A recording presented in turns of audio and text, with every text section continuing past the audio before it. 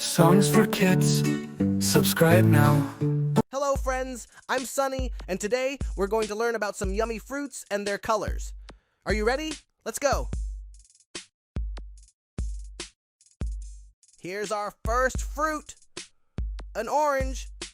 It's round and juicy. What color is it? It's orange, just like the sun. Next we have a banana. It's long and sweet. What color is a banana?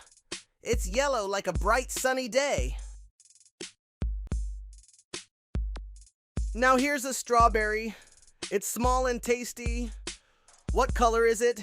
It's red, just like a heart. This is an apple. Apples can be green or red, but today this one is red. Isn't it beautiful? And last, here's a pineapple. It's sweet and tropical. What color is it? It's yellow with green on top. Great job, everyone. Now you know 5 fruits: orange, banana, strawberry, apple, and pineapple, and their colors too. Keep practicing and eat lots of fruits to stay healthy. Bye-bye, my friends. Songs for kids. Subscribe now.